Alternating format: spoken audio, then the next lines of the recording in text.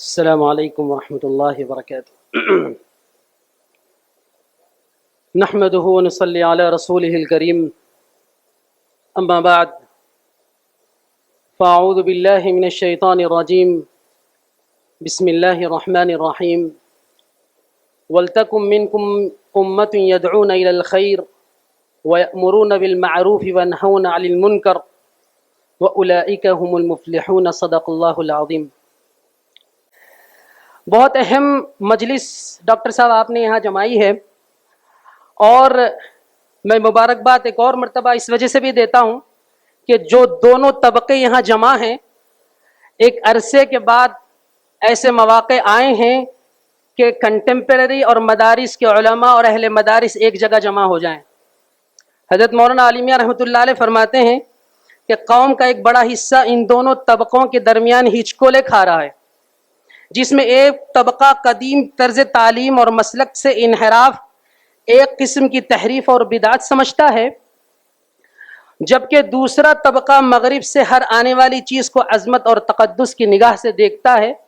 اور اس کے بعد اکبر کا یہ شعر وہ عرض کرتے ہیں کہ ادھر یہ ضد ہے کہ لیمن چھو بھی نہیں سکتے، ادھر یہ ضد ہے کہ لیمن بھی چھو نہیں سکتے، ادھر یہ رٹ ہے کہ ساقی صراحی میلا۔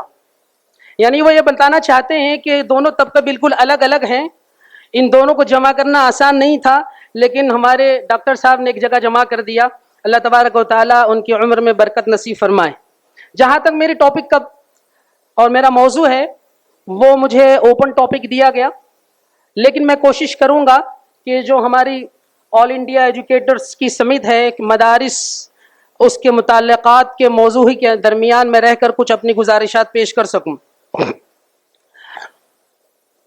ایک اہم بات کی طرف اشارہ کرتے ہوئے میں اپنی بات کو آگے بڑھانے کی کوشش کروں گا کہ جب کبھی بھی ہم کسی بھی موضوع پہ بات کریں، آج خاص طور پر مدارس اور اسلام کے موضوع پر جب ہم بات کریں، تو میں سمجھتا ہوں کہ آج کے عالمی منظرنامے کو ہمیں اپنی نظروں میں رکھنا ضروری ہے۔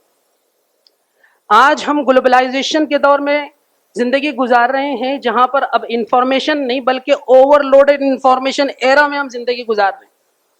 ایک جگہ کی خبر دوسری جگہ لمحے میں پہنچ جاتی ہے، مشرق بعید کی خبر مغرب بعید تک within the wink of an eye میں پہنچ جاتی ہے۔ 9/11 کا واقعہ امریکہ میں پیش آتا ہے، اور اس سے دور 12,000 کلومیٹر ایک چھوٹے سے ملک کی اینٹ سے اینٹ بجا دی جاتی ہے۔ یوکرین میں جنگ ہوتی ہے، اس کا اثر ساری دنیا میں نظر آتا ہے۔ تو کیوں نہ مدارس کے موضوع کو جب ہم ایڈریس کریں، اسی تناظر میں کیوں نہ دیکھیں؟ آپ دیکھیں، اسلاموفوبیا ہو یا دہشت گردی اور ٹیررزم کے اندر ساری دنیا ایک زبان ہے آج۔ تو میں سمجھتا ہوں کہ جب مدارس کے سلسلے میں ہم بات کریں تو اس پس منظر کو ہمیں نظر انداز نہیں کرنا چاہیے۔ لہذا اگر آپ اس پورے پس منظر میں اور اس پورے بیانیے کو، اس نیریٹو کو، اسلام پہ ہونے والے اشکالات، اسلاموفوبیا اور اس طرح کی دیگر چیزوں کو اگر آپ سامنے رکھ کر بات کریں، تو واقعتاً یہ مسئلہ صرف ہندوستان کی حد تک کا مسئلہ نہیں ہے، مسئلہ ساری دنیا کا مسئلہ ہے، مسئلہ اسلام کا مسئلہ ہے، اسلامی تہذیب کا مسئلہ ہے، اسلامی سیولائزیشن کا مسئلہ ہے۔ اگر دوسرے لفظوں میں کہا جائے، یہ کلیش آف سیولائزیشن کا مسئلہ ہے۔ دجالی طاقتوں کی پوری دنیا کے اندر نیو ورلڈ جو قائم کرنا ہے، اس کے راستے میں اگر کوئی چیز روڑا ہے، کوئی ان کے سامنے کانسٹرین ہے، اس کو اگر آپ دیکھیں تو ان کی نظروں میں، مغرب کی نظروں میں، وہ اسلام ہے۔ تو میں سمجھتا ہوں کہ مدارس کا مسئلہ یہ بقا اور وجود کا مسئلہ ہے، امت کے ساتھ جڑا ہوا ہے، اور امت کی بقا مدارس کی بقا میں ہے۔ پوری دنیا کے اندر آج جو بھی اسلام پر حملہ ہو رہا ہے، اگر آپ اس تناظر میں دیکھیں گے تو آپ کو بات سمجھ میں آئے گی، اور آگے کا لائحہ عمل طے کرنا آسان ہو جائے گا۔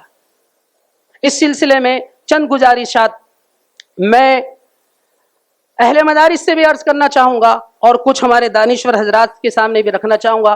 مدارس اور اہل مدارس جو ہم یہاں جمع ہیں، یہ ہمارا جمع ہونا یہ ہماری فکر مندی کی دلیل ہے۔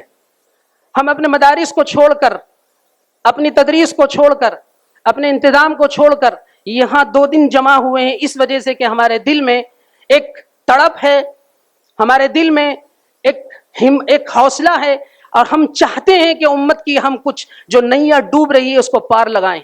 اسی لیے ہم یہاں جمع ہوئے ہیں. تو میں یہاں اس حوالے سے عرض کرنا چاہوں گا کہ ہمیں جو کام کرنا ہے, ہمارا جو کام ہے وہ اندرون مدارس کی اصلاح کا کام ہے. اصلاح تو بہت کچھ ہے.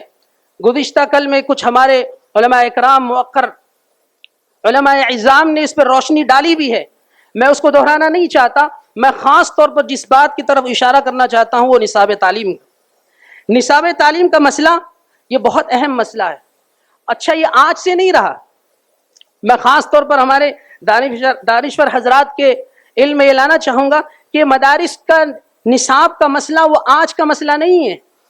اور دوسری بات یہ بھی ہے کہ آج ہی اس موضوع پر گفتگو نہیں ہو رہی ہے, بلکہ حضرت مولانا قاسم نانوتوی رحمۃ اللہ علیہ نے جب دارالعلوم دیوبند قائم کیا, جب اس کی سالانہ روداد انہوں نے پیش کی, وہاں پر بھی جن علوم عصریہ کا اپنے زمانے کا ذکر ملتا ہے, ضرورت تھی انہوں نے وہاں شامل کرنے کی سفارش کی تھی. یہاں تک کہ نصاب کے اندر سنسکرت بھی شامل تھی.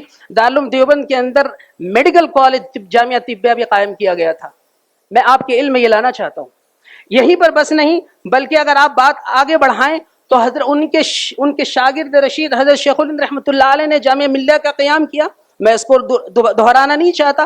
اسی کے ساتھ حضرت مولانا حسین احمد مدنی رحمۃ اللہ علیہ نے آج سے 100 سال قبل ایک رپورٹ پیش کی اور ایک نصاب بنایا جو 16 سال پر مشتمل تھا, اور اپنے زمانے کے تمام علوم کو جو وہ ضروری سمجھتے تھے, عصری علوم ہو یا مدارس کے اندر کسی تبدیلی کی ضرورت محسوس کرتے تھے, انہوں نے ان 16 سالہ نصاب کے اندر اس کو شامل کیا تھا. یہیں پر بس نہیں, بلکہ اور آگے چلیں. جب 1937 کے اندر کانفرنس ہوتی ہے علی گڑھ کے اندر, 28-29 مارچ کو آل انڈیا مسلم ایجوکیشنل کانفرنس ہوتی ہے, حضرت مولانا حسین احمد مدنی رحمۃ اللہ علیہ نے مدارس کی جدید تقاضوں کے مطابق ان کو کیسے ڈھالا جائے اس پر 16 نکاتی ایک فارمولا پیش کیا تھا. وہ بھی پڑھنے سے تعلق رکھتا ہے. میں اس پر روشنی ڈالنا نہیں چاہوں گا کہ وقت بہت کم ہے. ان چیزوں سے کیا پتہ چلتا ہے؟ ان چیزوں سے پتہ چلتا ہے کہ نصاب کا مسئلہ یہ ہر زمانے کی ضرورت کا مسئلہ ہے. اس لیے کہ نصاب یہ شخصیت سازی کی نصاب سازی جو ہوگی وہ شخصیت کو سنوارنے کے متعلق ہوگی. اس لیے کہ نصاب اگر جیسے نصاب ہوگا شخصیت ویسے سنورے گی, شخصیت سازی ویسے ہوگی.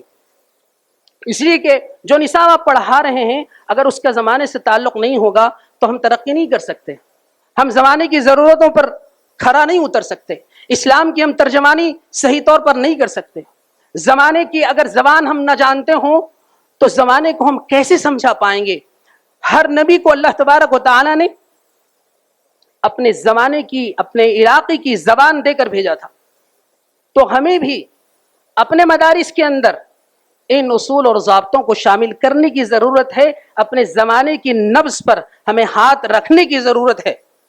اگر آپ دیکھیں, اس زمانے کو دیکھیں کہ بینکنگ کا نظام کتنا ڈیولپ ہو چکا ہے. اسٹاک ایکسچینج پہلے زمانے میں نہیں تھا, آج کتنا ڈیولپ ہو چکا ہے. آج جس دنیا میں آپ زندگی گزار رہے ہیں وہ دارالحرب دارالاسلام سے نکل کر UN کے انٹرنیشنل چارٹر کے ماتحت آ چکی ہے. آج ہم معاہداتی سیاست کے دور میں زندگی گزار رہے ہیں. یقیناً اس کی بنیاد پر ہمارے نصاب کے اندر بھی کچھ تبدیلی کی ضرورت ہے, اور یقیناً ہے, اور اس پر کام بھی الحمدللہ ہو رہا ہے. اور یہ کام مشکل نہیں ہے, بہت سارے مدارس اس بیڑے کو الحمدللہ اٹھا چکے ہیں, اور اس میں سر فہرست بہت سارے جہاں مدارس ہیں وہاں حضرت مولانا خلیل الرحمن سجاد نعمانی دامت برکاتہم کا یہ مدرسہ ہے. میں ایک بات کے بعد اس کو سلائیڈز پہ انشاءاللہ آپ کو دکھاؤں گا, بہت تیزی کے ساتھ ہم گزریں گے. میں یہ بات اس لیے عرض کر رہا ہوں, اگر ہم نے اپنے نصاب کو اپنے زمانے کے مطابق نہیں ڈھالا تو ہمارے فارغین خود ہم سے نالا ہوں گے, اور مدارس کے جو اہم کردار ہے اس پر سوال نشان اسی طرح اٹھانے لگیں گے جیسے حضرت اورنگزیب رحمۃ اللہ علیہ نے اٹھایا تھا, اپنے استاد سے شکایت کی تھی. Power point. اورنگزیب رحمۃ اللہ علیہ کے جب تخت نشینی ہوئی تو ان کے استاد ان کے پاس تشریف لاتے ہیں اور وہ مطالبہ کرتے ہیں کسی ایک اہم عہدے کا. تو جب ان کو پتا چلتا ہے حضرت اورنگزیب رحمۃ اللہ علیہ کو، تو اورنگزیب رحمۃ اللہ علیہ اپنے استاد کو تخلیہ میں پرائیویٹلی بلاتے ہیں اور ان کے سامنے، اپنے استاد کے سامنے کچھ معروضات رکھتے ہیں. میں بہت طویل اقتباس سے چند لائنوں کو آپ کے سامنے رکھنا چاہوں گا. وہ کہتے ہیں کہ استاد محترم، آپ کی خواہش کیا ہے؟ کیا آپ چاہتے ہیں کہ میں آپ کو دربار کے اول درجے کے عمرہ میں داخل کروں؟ میں جانتا ہوں کہ آپ کا مجھ پر حق ہوتا اگر مجھے کوئی کام کی آپ تعلیم دیتے، لیکن آپ نے مجھے کام کی تعلیم نہیں دی. لیکن آپ نے مجھے کیا بتایا کہ ایران اور کاشغر، تاتار اور چین کا حاکم شاہ ہند کا نام سن کر تھر تھر کانپتے ہیں. فرانس اور اندلس کے حکمرانوں کے متعلق آپ نے مجھے بتایا وہ ہمارے معمولی راجاؤں کی طرح ہیں. آپ کا فرض نہ تھا کہ آپ مجھے دنیا کے تمام قوموں کی خصوصیات سے آگاہ کرتے اور یہ بتاتے کہ ان ملکوں کی پیداوار کیا ہے، ان کی جنگی طاقتوں کا کیا حال ہے، یہ لڑتے کس ڈھب سے ہیں، کس طریقے سے ہیں، ان کے رسم و رواج کیا ہیں، جنگی طاقتوں کا کیا حال ہے. آپ کا فرض تھا کہ آپ مجھے باقاعدہ تاریخ کی تعلیم دیتے. آپ نے یہ خیال نہیں کیا کہ آپ ایک شہزادے کو تعلیم دے رہے ہیں. اس کے مضامین کیا ہونی چاہیے، کیا چیز اس کو پڑھائی جائے. مجھے بس نحو صرف کی بڑی مہارت چاہیے، یہ آپ سوچتے تھے.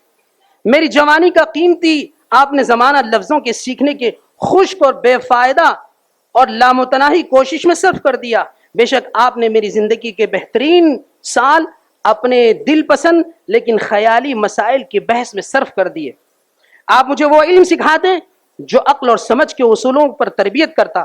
انسانی فطرت کے رازوں سے آپ مجھے واقف کراتے. تو مجھ پر آپ کے احسانات سکندر اعظم پر ارسطو کے احسانات سے بڑھ کر ہوتے اور میں پوری طرح آپ کی قدر افزائی کرتا. مزید بہت تفصیل سے یہ خط ہے. میں یہ بتا کر یہ عرض کرنا چاہ رہا ہوں، کہیں ایسا تو نہیں کہ ہمارے طلبہ بھی، ہمارے فارغین بھی جو مدارس سے فارغ ہو کر نکل رہے ہیں، کہیں انہیں بھی ہم سے یہ شکایت تو نہیں ہو رہی ہے. اگر آپ جائیں ان کے پاس بیٹھیں جو جامعات کا رخ کر رہے ہیں مدارس سے پڑھنے کے بعد، یقیناً ان کے پاس ایسی شکایتیں ملیں گی. اور یہ بہت بہترین صلاحیت مند امت کے بچے ہم کو دیے جا رہے ہیں. تو ہمیں سوچنے کی ضرورت ہے، کیا ہمارا نصاب و نظام ایسے علماء کی تیاری کر رہا ہے؟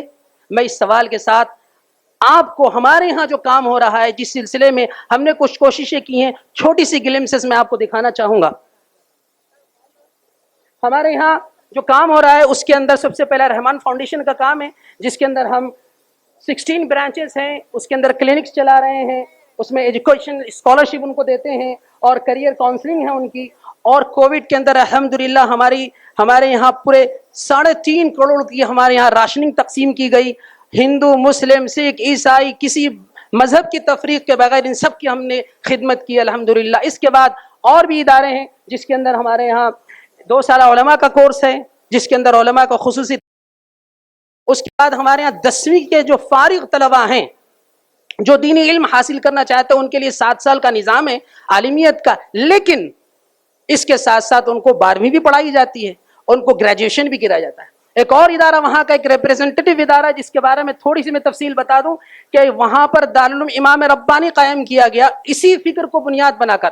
دیکھیے آج آپ کو فیصلہ کرنا ہے، آپ کسی کی لاٹھی اور ڈنڈے یا پریشر کے تحت اپنے نصاب کو چینج کرتے ہیں، یا آپ اپنے زمانے کی ضرورت کو محسوس کر کے ایسے علماء کو تیار کرنے کے لیے جو اسلام کے صحیح ترجمان بن سکے، اسلام کی صحیح تشریح و تفہیم کر سکے، اسلام کو صحیح انداز میں پیش کر سکے. یہ اسی وقت ہو سکتا ہے جب زمانے کے جو علوم ہیں وہ پڑھائے جائیں. وہاں پر ایک چھوٹی سی کوشش کی جا رہی ہے جس کے اندر ہم نے 12 سال کا نصاب بنایا ہے، جس میں طالب علم کو فکس سے لیا جاتا ہے اور 12 سال میں عالم، حافظ اور اس کو بیچلر کرا کے یہاں رخصت کیا جاتا ہے. اور میں صرف کورسز بتاؤں کہ ابھی جو طلبہ ہمارے یہاں عالم کر رہے ہیں، حافظ بن چکے ہیں، وہ کون سے آپ دیکھیں گے 12ویں کا رزلٹ تھا الحمدللہ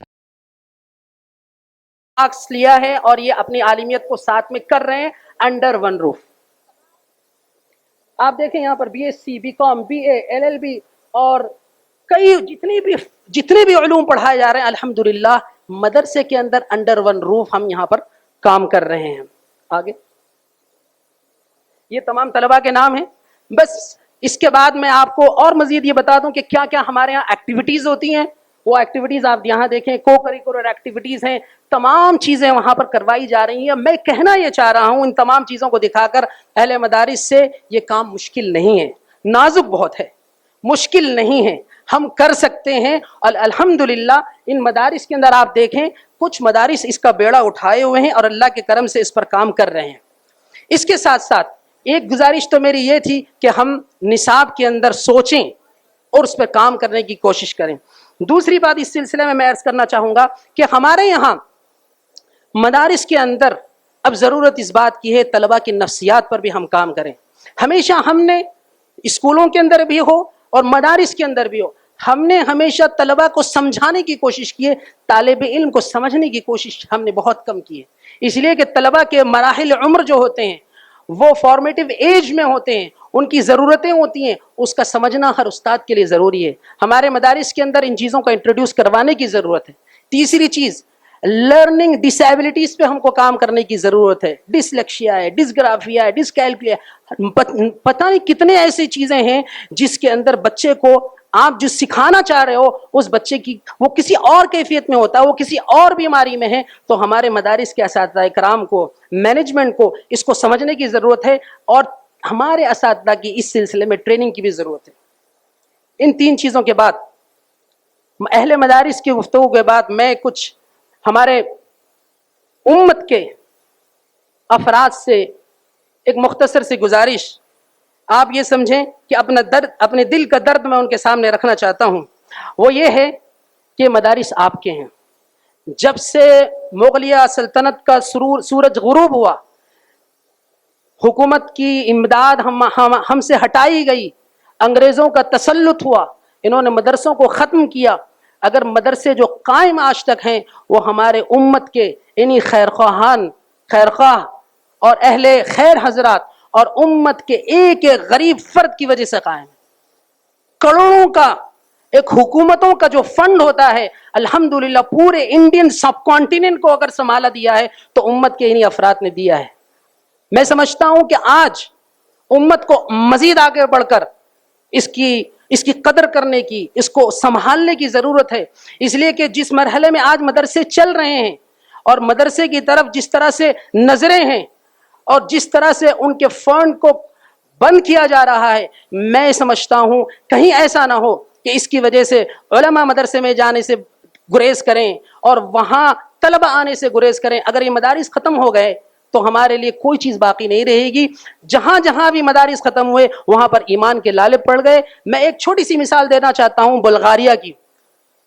बुल्गारिया एक मुल्क है, ये साउथ ईस्टर्न कंट्री के अंदर तुर्की से ऊपर आता है। वहां की अभी 2-3 साल पहले की रिपोर्ट शाये हुई है। वहां पर यह रिपोर्ट आई है, लंदन से उलमा जब वहां गए, उन्होंने वहां की हालत देखी तो उन्होंने बताया कि वहां की हालत इतनी दिगरगो है कि 100 साल तक वहां कम्युनिज्म का दौरा रहा। 1997 के अंदर वो वहां से आजाद हुए, लेकिन आजाद होने के बाद वहां पर दीन इल्म नाम की कोई चीज नहीं थी। उसके बाद जब ये हालत आई तो सऊदी हुकूमत ने, गल्फ कंट्रीज ने वहां मसाजिद को बनाना शुरू किया। मसाजिद तो बन गई, वो कहते हैं कि मसाजिद तो बन गई, बच्चे आते हैं मस्जिद के नाम पर, मस्जिदों के सामने कॉफी क्लब्स बने हुए जिनके अंदर शराब बिकती है। 12 साल 13 साल 14 साल के बच्चे बैठे शराब पीते हैं, मस्जिद में नहीं आते। ये इतनी फिक्रमंदी की बात थी। मस्जिद तो बना दी गई लेकिन उलमा नहीं है, नमाज पढ़ाने वाले नहीं है और उनकी तरबियत करने वाले नहीं है। अल्लामा इकबाल ने जब लाहौर में एक रात में हिंदू मुसलमानों की जंग हुई तो एक रात में मस्जिद बनाई गई मुसलमानों की तरफ से, तो उन्होंने एक बड़ा अजीम शेर कहा था, मस्जिद तो बना ली शब भर में, मस्जिद तो बना ली शब भर में, ईमा की हरारत वालों ने, मन अपना पुराना पापी है, बरसों में नमाजी बन न सका। आज यही कैफियत है। क्या आपको लगता है ये बुल्गारिया की बात है, ये फला मुल्क की बात है, यूरोप के फला मुल्क की बात है? नहीं अजीज दोस्तों, उम्मत के खैर ख्वाहो, हिंदुस्तान के अंदर भी ये होने लगा है। कितने ऐसे इलाके हैं जहां पर उलमा की अप्रोच नहीं है, कितने ऐसे इलाके हैं जहां दीन का काम पहुंचाना बहुत जरूरी है। बस मैं ये कहना चाहता हूं कि यहां पर हमें उलमा की भी कदर करनी है, ہر طرف سے قدر کرنی ہے، جس کی طرف حضرت مولانا ولی اللہ فلاحی دامت برکاتہم نے بھی اشارہ کیا ہے. لینا پڑے گا، آپ کو سر پر سوار کرنا پڑے گا. یہ کام اتنا عظیم، اتنا اہم ہے. اگر یہ کام نہیں ہوا، ان کی امداد نہیں کی گئی، تو ان کو تو کوئی فرق نہیں پڑے گا.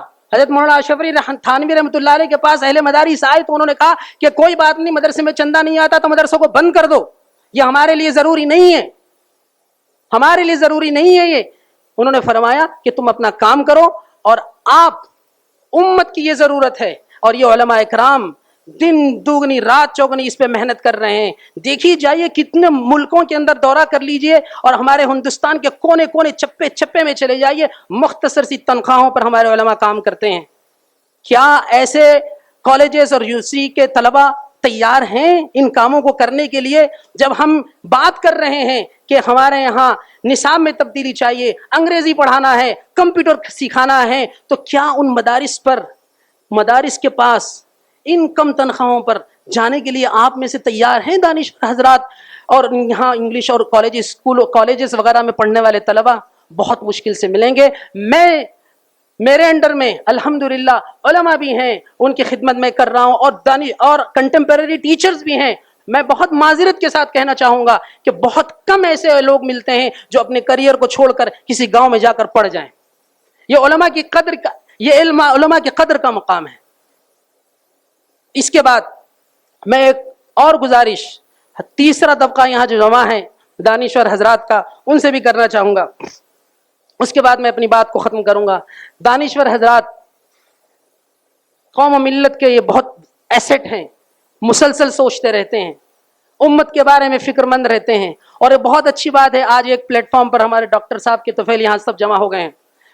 میں آج کی بات اس اجلاس کی بات نہیں کر رہا ہوں، 10 سالہ 12 سالہ تجربے کی بنیاد پر بھی کہہ رہا ہوں، ڈائلاگ بھی ہوئے ہیں اس کی بنیاد پر کہہ رہا ہوں کہ تھوڑا سا اس بات کو سمجھنے کی ضرورت ہے کہ مدارس کی تعلیم اور کنٹمپریری ایجوکیشن کی تعلیم میں فرق ہے.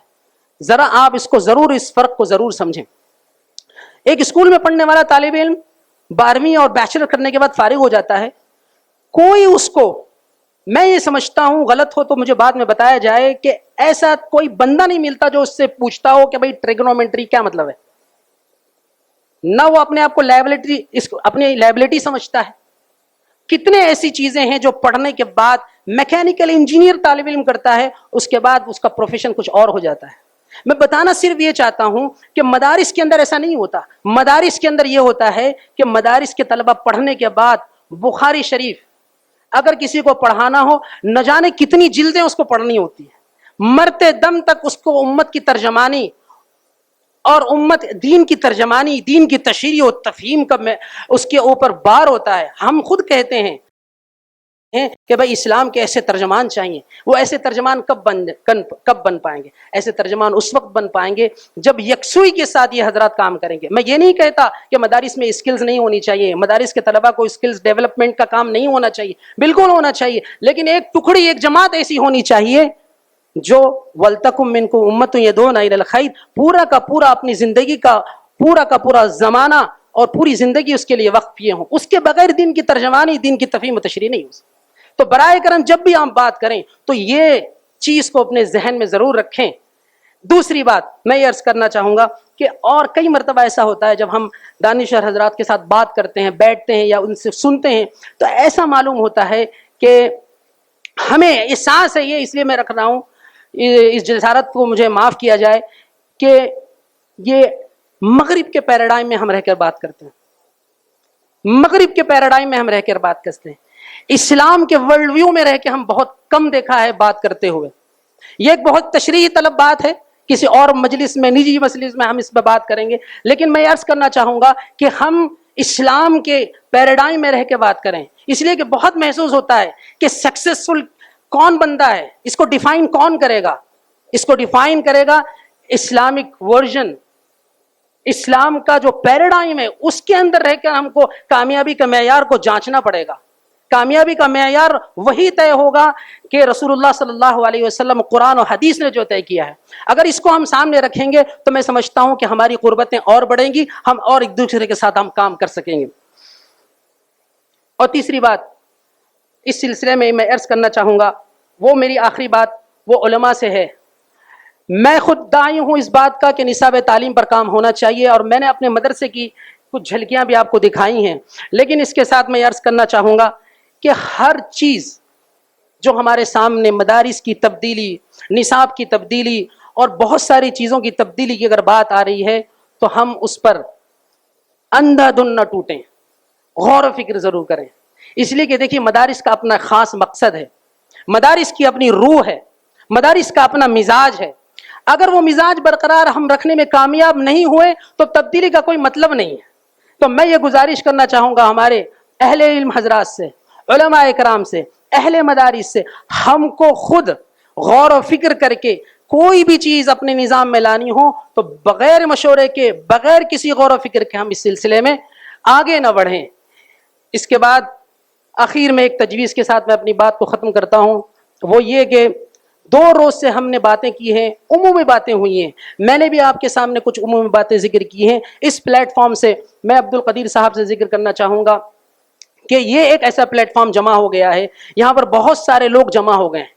تو میں یہ چاہوں گا کہ آئندہ کے لیے کوئی ایسا لائحہ عمل بنایا جائے، آئندہ کے لیے کوئی ایسا لائحہ عمل بنایا جائے جس میں ہم ایک ایک موضوع پر کام کریں، ایک ایک موضوع پر کام کریں، چھوٹے چھوٹے مسئلے پر بات کریں.